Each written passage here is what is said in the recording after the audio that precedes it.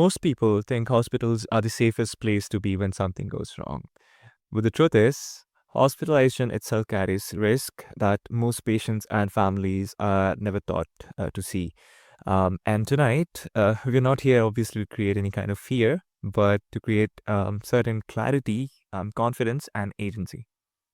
Welcome to Healthy Mind, Healthy Life, where mental well being includes knowing how to protect yourself in moments that you feel probably the safest. Today's guest is Dr. Julie Siemers, a patient safety consultant, nurse leader, educator, TEDx speaker, and author of the best selling book Surviving Your Hospital Stay, a nurse educator guide to staying safe and living to tell about it. With decades inside hospitals across ICUs, emergency rooms, trauma units, and flight nursing, Dr. Siemers has seen exactly where the system breakdowns, and her work now focuses on empowering patients and families and people like us to stay informed and mentally grounded during the hospital stays. So I welcome you all to this show, and Julie, it's a pleasure to get to talk to you today on this wonderful podcast. Thank you. I appreciate being here. Likewise. So, now this is something new to me. I mean, I'm sure a lot of people who are listening to this right now would be intrigued by the topic itself. But I want to start at the fact that you've spent over 30 years inside hospitals, right? Um, uh, when was the moment when you realized that there has to be we need to be more aware about certain situations, and the common people like us needed education just as much as we needed treatment. I mean, if you could share. Yeah. So it was actually when I started teaching nursing school and started working on my master's degree and then my doctoral degree, when my topic for my thesis and project was on patient safety. Even being in the healthcare system, I had no idea how many patients were actually harmed because we don't talk about it. So when I started researching and reading real people's stories and digging deeper about what the cause is, this is not new. In the United States, we've been talking about patient harm for 70 years. It was in the Journal of American Medical Association back in 1955. And it came to light again with a big article in 1999. We're not making any progress. And I think part of the problem, number one, is we don't have a bridge of communication between patients and families and healthcare providers.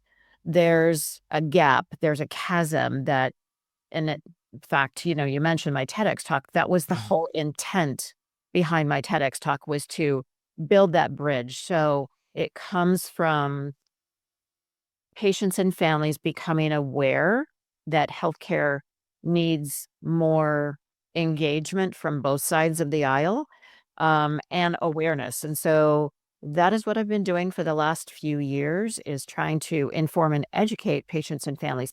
Like you said in the beginning, not to cause fear, but Right. when we understand that there's a problem, then we can understand what part of the solution we can be a part of.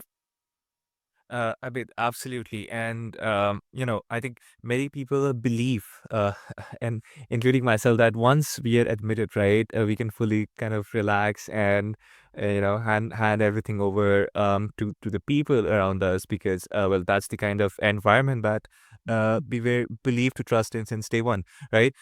So what I want to hear from you is some sort of unintentional harm, maybe, or right. So why do you think that belief is risky? The one that where people believe that they can sort of fully relax and feel safe. So if you could share. Yeah, healthcare medical systems are not transparent about what kinds of harm occurs, and for good reason, because that is going to shake our faith, so to speak, in, the healthcare providers who have gone to school. Okay. Medical doctors, 12 years, nurses, 4, 6, 8 years. And we do put our trust there because we don't have a medical degree or a nursing degree. But when we understand, at least in the United States, that medical harm is the third leading cause of death, that the Wow, number, yeah, that's insane. it is. The numbers range from 250,000 to 400,000 patients every year that die. So empowerment begins by understanding Nurses can make mistakes because we're human. Doctors can make mistakes.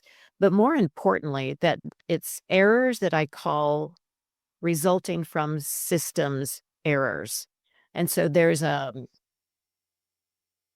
different circumstances that have to come together to line up perfectly to harm a patient. But when I talked about transparency, if we don't share that, for example, one hospital, one nurse does something called a near miss where they almost make a mistake. And I'll give you an example.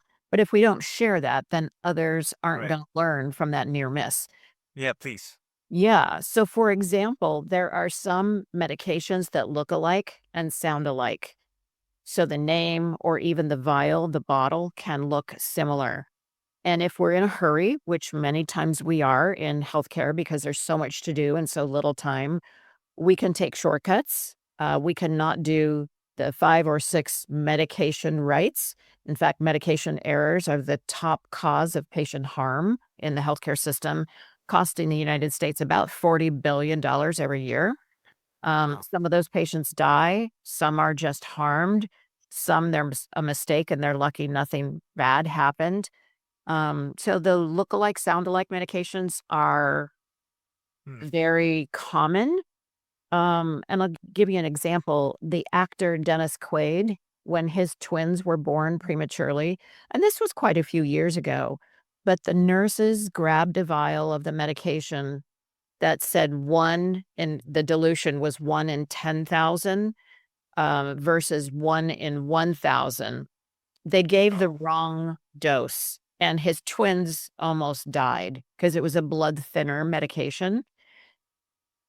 He had to go to court and fight to get the drug company to change the label so it didn't look like the same shade of blue.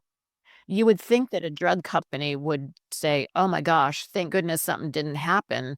Yeah, let's make one red and one blue," or whatever, but he had to go to court yeah. to fight to get that done. And was that done? I mean, Yes.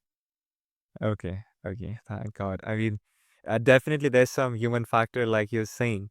But I mean, it's shocking to hear that the medical system itself becomes a parameter in here. And I know that so since I'm from the AI background, I want to understand a bit about what do you think, since I see a lot of AI being implemented in diagnosing particularly, right? And also identifying what kind of medicines maybe or what kind of treatments to proceed with. So where do you see this trend is headed towards? Is it something that perhaps humans can, like we people can depend on? Or is it also just going to add another layer of nuance that, we have to be on high alert all the time? Yeah, so a good example of where we use technology is the electronic medical record. So let's take medical or medication mistakes, for example. So there's many times a doctor will put an order in and maybe the system says, "Did you really mean this or that?" Hmm. But the problem with the alerts, there are so many useless alerts that the physician or nurse gets used to doing what we call an override. They don't even look and see what it Okay. is. Hmm. And so they just override everything, and then they actually miss the alert that was really a concern or a problem. Okay, I see the issue. And yeah, I think that's where, AI can become very like almost a boom to the medical sector because I can say that a machine itself would is hard coded on some sort of logic, right? But I think with the help of AI, we can sort of um, unfold that and make it work under the nuances that an actual human would, based on all the training data that's available. And I think we're slowly but steadily shifting towards that side of things. Recently, this is, by the way, unrelated to this topic today, but there are recently dark factories that are being opened in China. So I'm talking particularly about manufacturing firm, not the medical industry in specific, where it literally means there is no electricity or light there. I mean, because everything is automated to a level, right, where actual AI-driven robots are actually doing that. And I think while obviously AI robots is still, far thing in the medical sector because there are just lots of nuances. I believe personally that it would help massively in the medication harm that you're particularly talking about, at least in the next 5 to 6 years. So, Julie, coming back to the conversation that we were initially having, if I want to get more practical, um, what are the few questions that you think every patient or caregiver should feel empowered to ask during a hospital stay?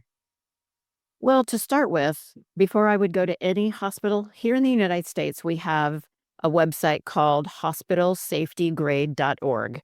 You can put in your zip code and you can actually see the rating of every hospital in your area. And they're ranked from an A, B, C, D, or F, just like college grades, right?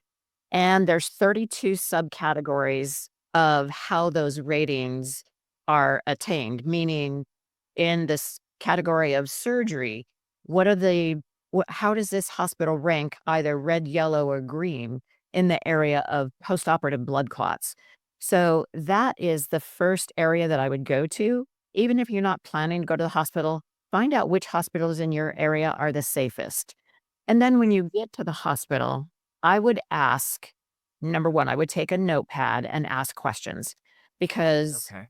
you may have a different doctor every day. You may have a different nurse every day, and you might hear different things from each of them. And you just take notes. Hey, what was my dad's white blood cell count today? Which means if he has an infection, is Yeah. are the antibiotics Go up. working? Yeah. Did it go up? Did it go down? What is his blood pressure today? What is his heart rate? Because those are indicators of physiologic stability. And so if let's just say your dad's heart rate was 80 in the morning and now it's 100, ask those questions. Hey, I noticed my dad's heart rate is elevated, which we in the healthcare team know it could be caused from early infection, it could be caused from pain, it could be caused from internal bleeding. But when you notice those things that are just not quite normal, or Yeah. something like your mom isn't acting like your mom, she's a little confused or she's way more tired than she usually is, asking those questions. Hey, what do you think's going on with my mom? And really opening the conversation to position yourself as a partner in the healthcare team is my recommendation. Wow, wow. I mean, I believe a lot of people needed to hear this because I think there obviously has to be a balance, folks, between what you ask and, that you don't trust them, perhaps. But I think what Julia shared, perhaps, is a very practical way of how we can go about this when you see discrepancies. Um, but yeah, for that, you need to know some of the basic things, like Julie mentioned, obviously, regarding generally, I believe, Julie, the white blood cell count would go up during an infection. Am I correct? Yeah. Yes. So obviously there are some nuances you would have to. But again, coming back to the conversation, Julie, I think hospital stays are sometimes emotionally intense. For example, people can feel scared. Not just the person who is like admitted, but also someone from the family, right? Or might have had a bad experience. They could feel overwhelmed, powerless at times when it's very critical. So what helps them stay grounded? I mean, what would you suggest to everyone who's listening to this right now? I think when you understand that harm can occur and Yeah. being on alert and asking questions and building a rapport with the healthcare team is probably your best route that you can take. And just being aware, like I said, the other tip I will give you is that if there is an x-ray done, if there's a biopsy done, if there's Hmm. blood work that's done, make sure you ask about the results. Even if you're not in the hospital, let's just say you go in, they find a lump, you have a biopsy done and you go home. Follow up. Don't assume that not hearing anything means you're okay. Because sometimes those reports can get lost. Sometimes the doctor Okay. can forget to call you. Sometimes, there's just all different aspects of patient harm and diagnostic errors. And that would be, Hmm. forgetting to notify would be a part of that, are a big problem. If the Right. if the situation continues, even after you've had diagnostics and you get a normal report, keep going back to the doctor if you're not getting better or you're not feeling good. There's so many times that they say, oh, well, the first chest x ray was okay, but this one isn't. Or we missed this on the first film. Mm. So it's really important to keep following up. Right. And Julie, if I may also ask, what should you look for in a report? I mean, because not all of us are from the medical background, right? So if you could share maybe a generic um, framework, maybe, I think that would Mhm. be something that I think a lot of people listening to would appreciate for sure. Yeah, so I talk on my social media channels on Instagram, Facebook, TikTok, all tips, probably at least 5 days a week. So you can listen for 30 seconds or 3 minutes and learn things. But what I would say too is I call it the three P's, when you're present and you're polite and you persist if you think something's wrong. Now, in the United States, we have something called the chain of command in hospitals. So we have the bedside nurse, the charge nurse, the house supervisor, and then we have a hospital administrator on call that takes call even on nights and weekends. If you think something's wrong with your loved one and you don't get action or you don't feel good about the answer, you must persist and keep escalating up the chain of command. The other framework I like to use, and I talk about this in my TEDx talk, is cuss. Cuss to get their attention. So, C, I'm concerned. U, I'm uncomfortable. S, I'm scared. S, I believe there's a safety issue. So, if you start your polite conversation with the healthcare provider, say, I'm really concerned. My dad's leg is hurting him worse than yesterday. He just had surgery yesterday, but why is he having increased pain? I'm concerned about him. Or I'm uncomfortable that my mom is so sleepy. Can you help me figure out what's going on? Why is my mom so sleepy? And just use those cuss words to get their attention and say what's on your mind. Wow, that's powerful as ever, Julie. Thank you. Thank you so much for perhaps sharing two of the frameworks that you mentioned. And folks, honestly speaking, I think this whole conversation has or was about, patient safety, which is not exactly about fear, but I think it has got a lot to do with awareness and your own voice. So you need to take care of those two. And with that, Dr. Julie, I would love to ask, since we're nearing the minute mark, where can listeners learn more about your work, your book, and the resources you offer through the LifeBeat Solutions?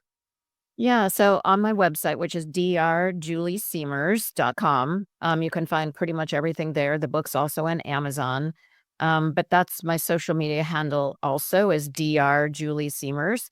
And just go watch a couple of the videos. I hope and I think you will learn something. And as we said earlier, it's not to scare, but it's to inform.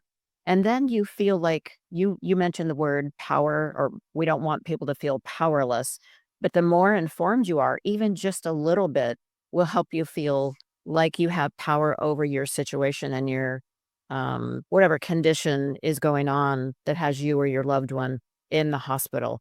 I think the healthcare team really needs our help.